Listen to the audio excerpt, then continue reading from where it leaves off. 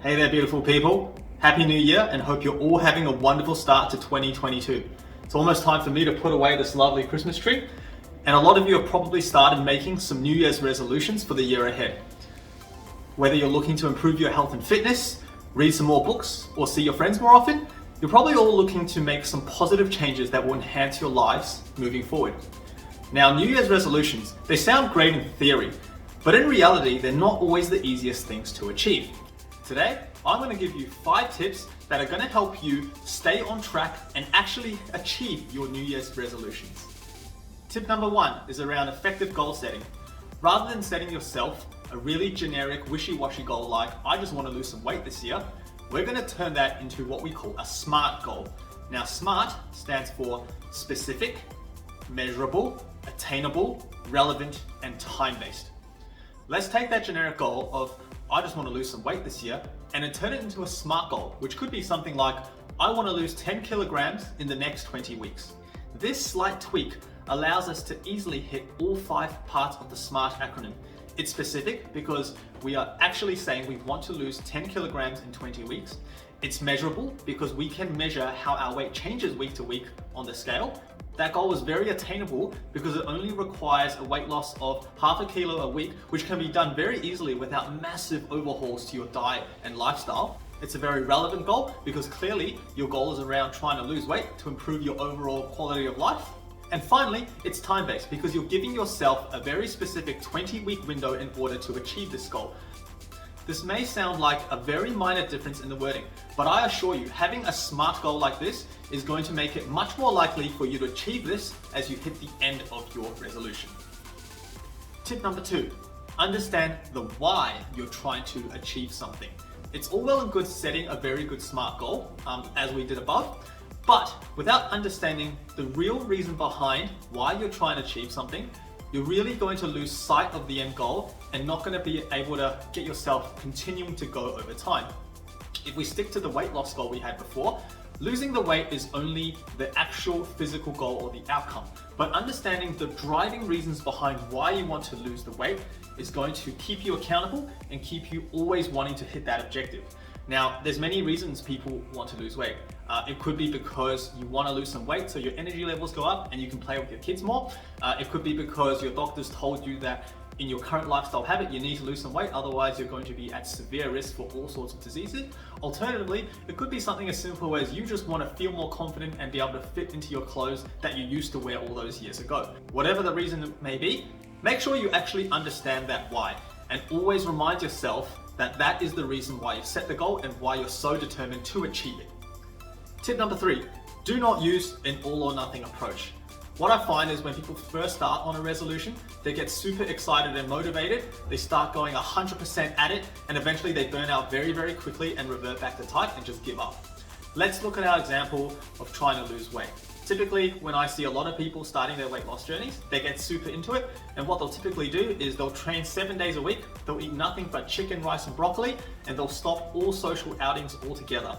They might be able to keep that up for a couple days or even a couple weeks, but what happens is they'll get such strong withdrawal symptoms from going all in and losing all those aspects of their life that they'll just basically completely fold and go back to the way they were because they just cannot handle this new lifestyle. And frankly, I couldn't either. It's just unsustainable. Instead, try create a system where you're displaying those good behaviors 75 to 80% of the time that are going to help you incrementally get closer to your end goal. That allows you 20% of the time to either enjoy yourselves more or give yourself a bit of a buffer room in case life gets in the way. Life's not perfect, we're all gonna have bumps in the road, so you need to account for those times as well.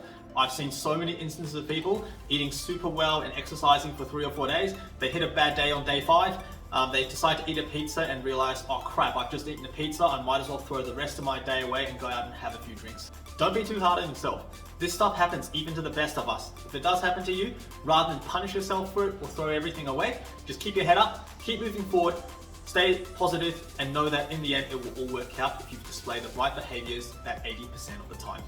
All right, tip number 4 is to be patient and be consistent.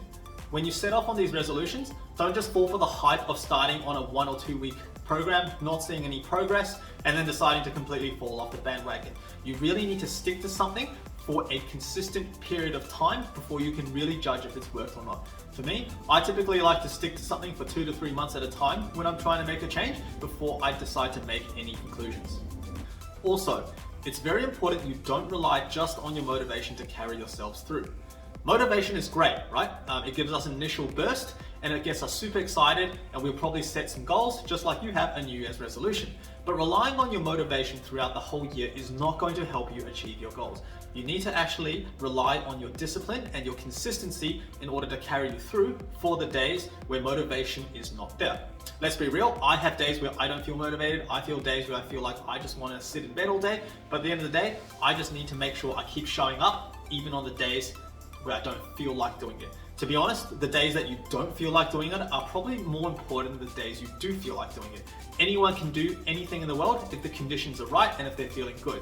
But only the champions of this world can do things when the chips are down and where everything is against them. My biggest takeaway here is to always stay consistent and continue to show up, especially on the days that you don't want to do it. You will all become champions in no time. And finally, tip number 5 is to actually stop thinking of it as a New Year's resolution. When we're trying to make a lifestyle change, who's to say that you can't start this on April 2nd? Who's to say you can't start it on September the 27th? The New Year's resolution is great. It's great for hype. A lot of people do it, and it sounds great because it's of this old New Year, New Me movement. But to be honest, it is just an arbitrary date plucked out of thin air. And it should not dictate when you can start making a positive change to your life. For some people, the 1st of January might not prove to be the most convenient date. You might be on holiday somewhere. You might be recovering from a surgery or something. It's not to say that's the only time you can make change, or if you fall off the bandwagon for a few days, then all of a sudden you have to wait till the 1st of January the next year to start making your change again. It's not like that at all. So remember, you have the power to make a change in your life anytime you want. Don't let anyone tell you that the 1st of January is the only time to do it. Start whenever you're ready. Some goals won't even take the full year. So you could start a goal in June and you'll smash it way before December. And there you have it, a guide on how to actually achieve your New Year's resolutions. Let's just recap our 5 main points. Number 1, set some smart goals. Number 2, understand the why behind these goals. Number 3, do not use an all or nothing approach. Number 4, be patient and be consistent. And number 5, do not always think of these as New Year's resolutions. Alrighty, thanks so much for watching the video. I hope you enjoyed it and got something out of it. If you could please take a moment to like the video and subscribe to the channel, I'd really appreciate it, and I will love you forever. Leave me a comment below as well. I'd love to hear what some of your New Year's resolutions are. Super excited to see what you guys are hoping to achieve for 2022. Until next time, I'll see you soon. Bye bye.